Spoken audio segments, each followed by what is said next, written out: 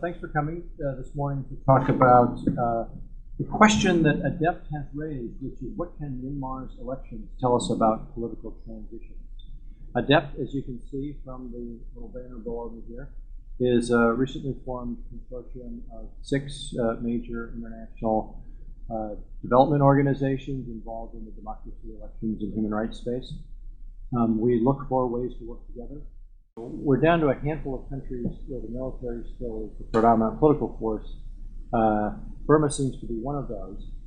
And yet, since the promulgation of the 2008 Constitution and the first elections under that Constitution in 2010, there's been an ongoing process of political restructuring and reform. Some of it driven by the military, with various factions coming together to come up with a transition that will maintain their primacy while creating a veneer of increasingly democratic or civilian-looking government.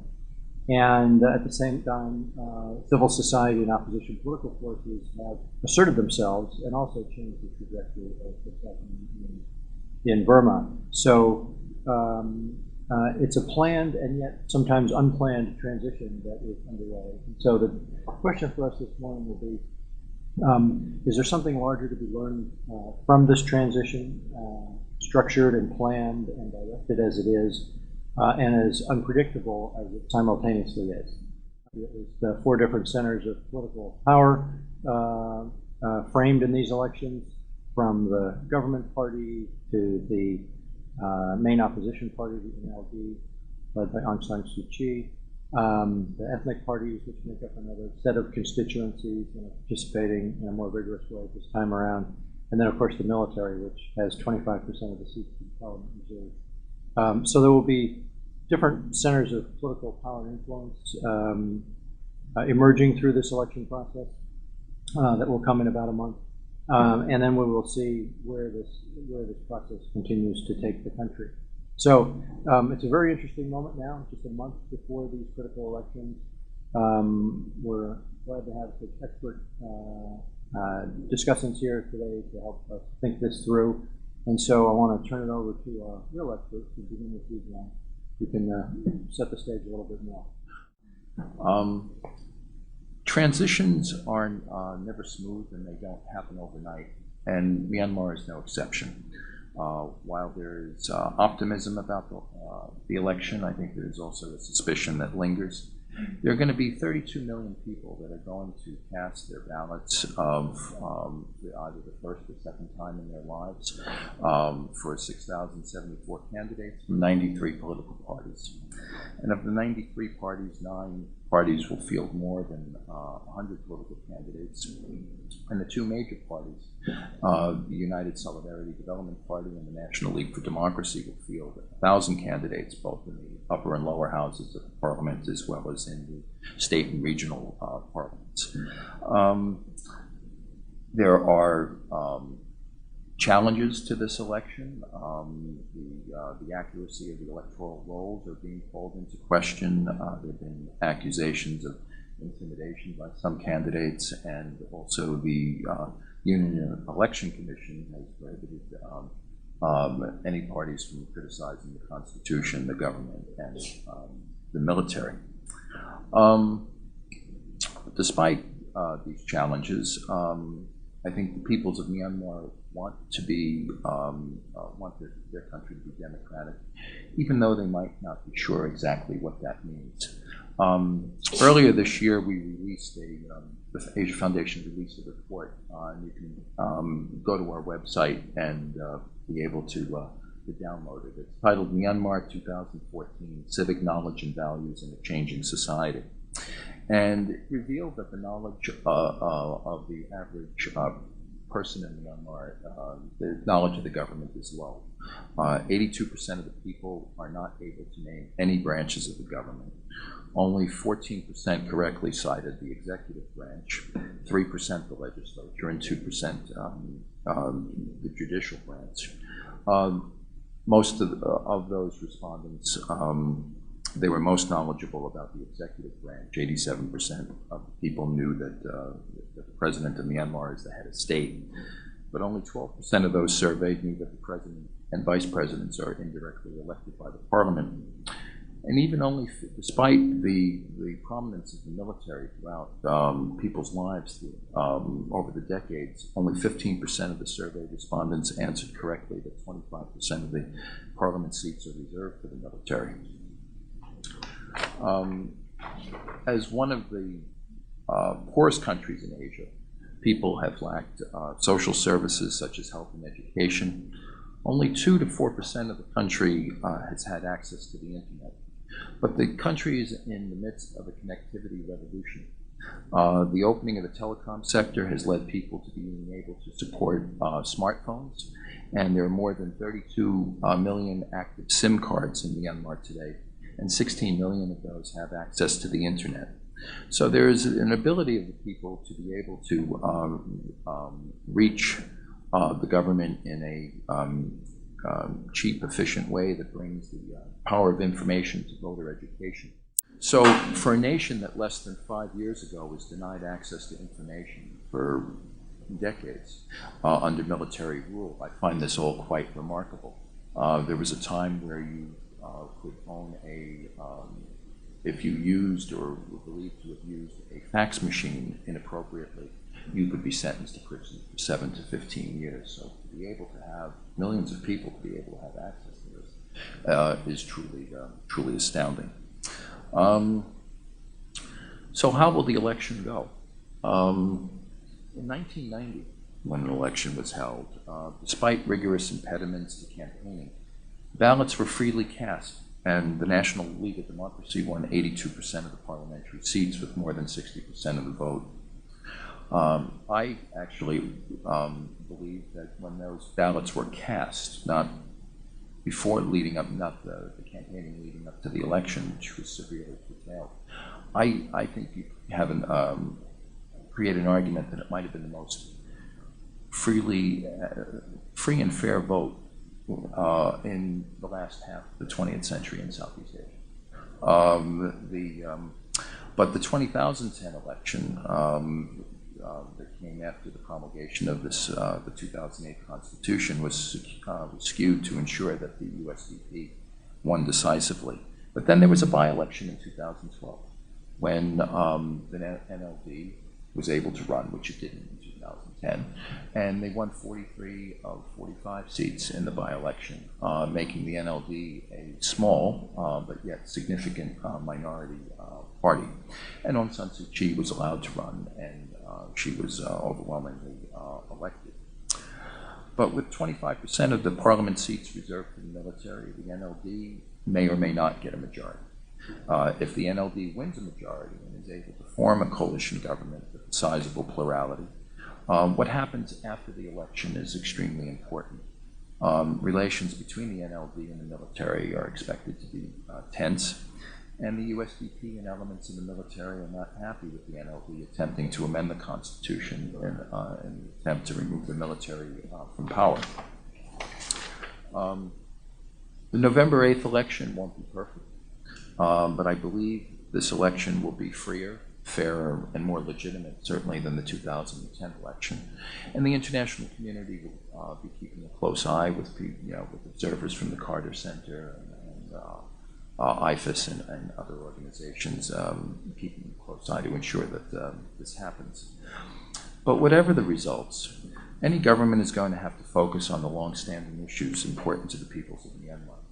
That includes improving the rule of law, increasing spending on health care and education and other social services, improving tax collection, curbing corruption, protecting human rights, particularly addressing the plight of the Rohingya, and trying to forge a lasting peace with the ethnic minorities.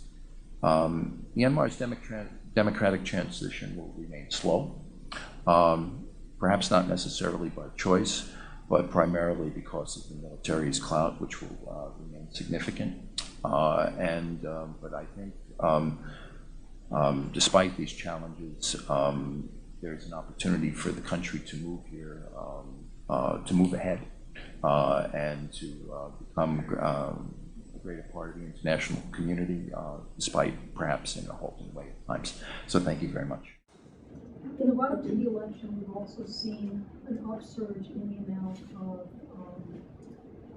tension and hate speech, and particularly anti-Muslim rhetoric. As you probably know, Myanmar is a country that has a number of different religions, a different divide in the past few years between certainly some Buddhist nationalists and the language that they're using, the violence that's resulted, particularly against the Muslim minority population. It's also a country which has a number of different ethnicities and is diverse in many ways. And so our programs from the beginning are very intentional about taking an inclusive and pluralistic approach.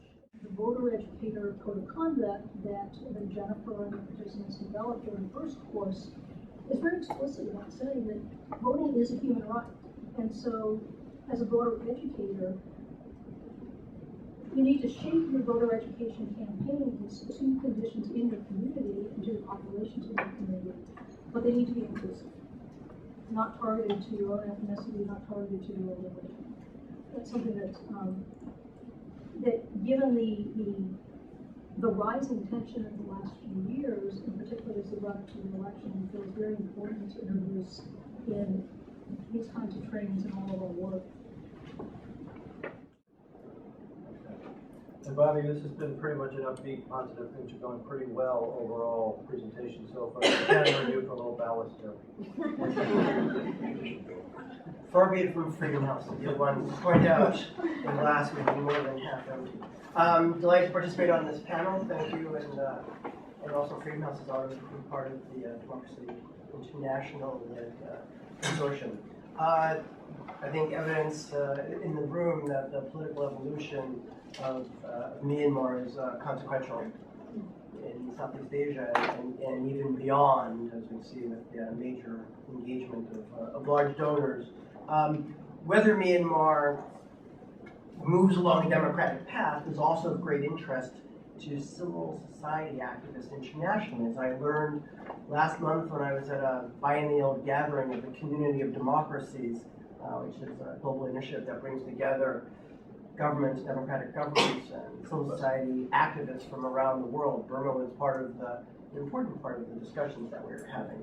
And amidst a decade-long global democratic recession, I think it's Tom Mealy that actually coined that term back when he was at Freedom House, with that recession, a transition from authoritarian rule would be much welcome in democratic quarters.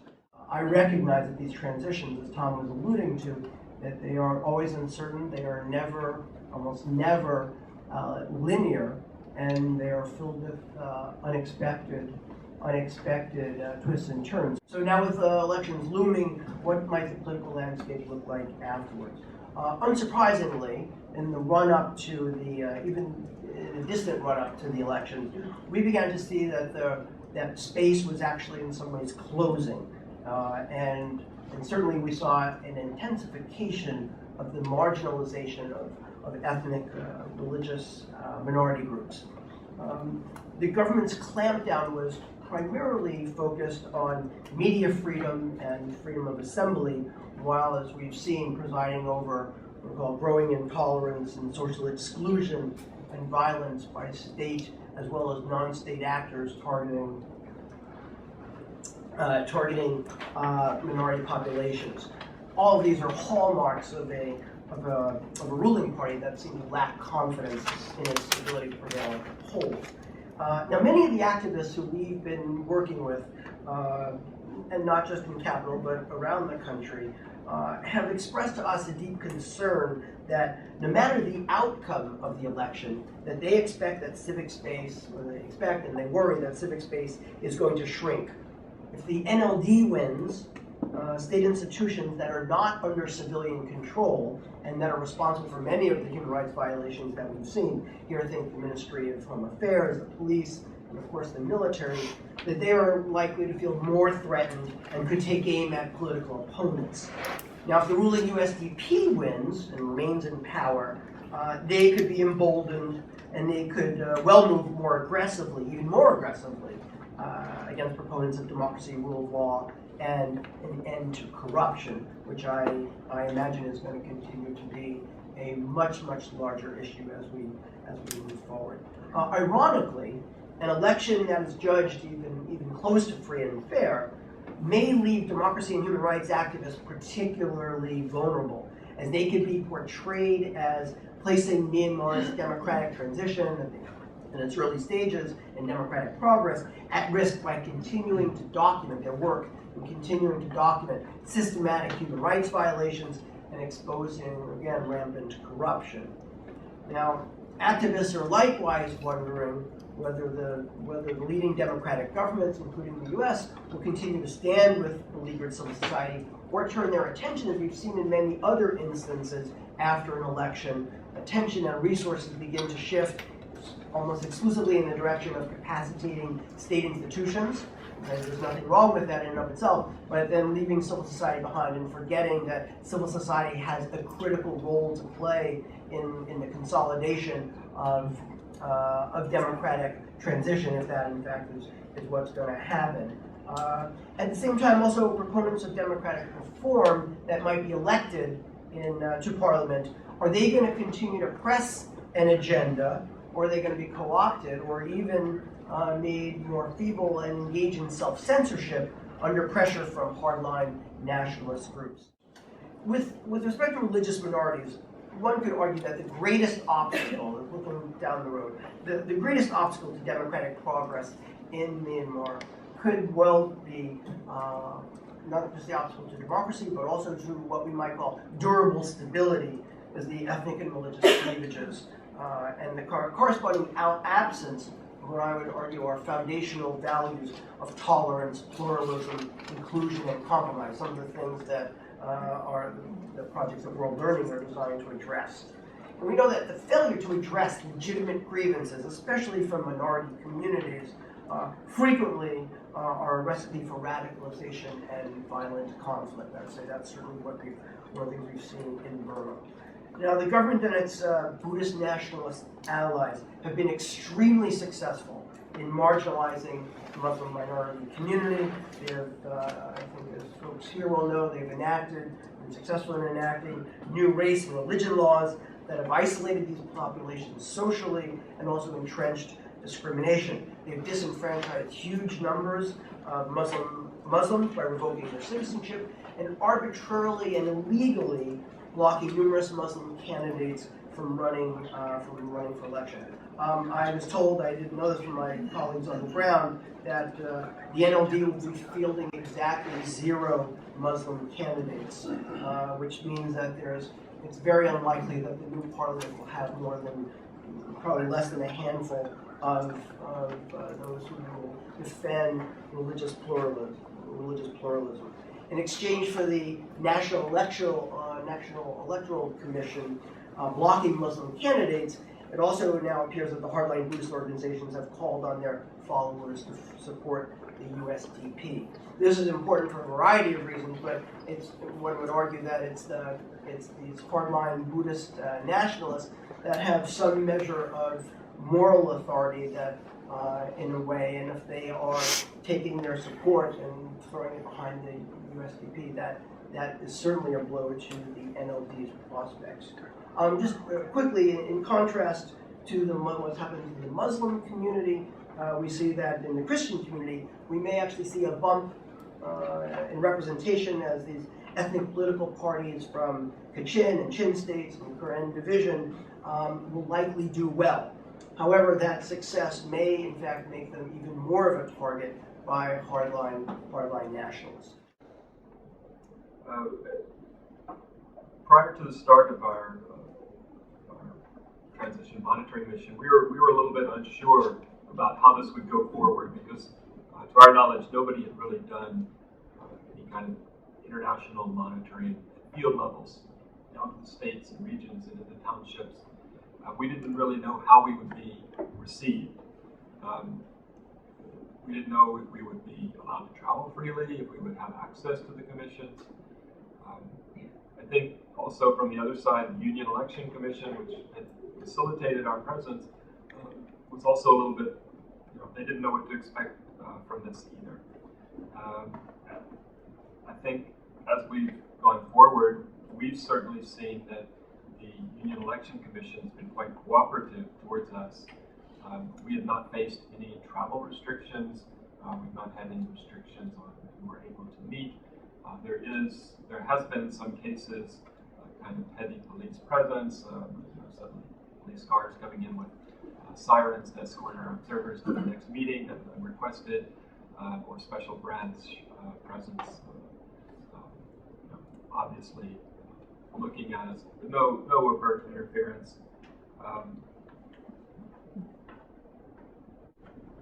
There's obviously still this element of military or control of the authorities or the presence in election commissions. Many of the Union Election Commission members are former military, former USDP. When you get down to lower levels, the election commissions have state administration people on them. So there's a lack of independence of the election commission still from the authorities.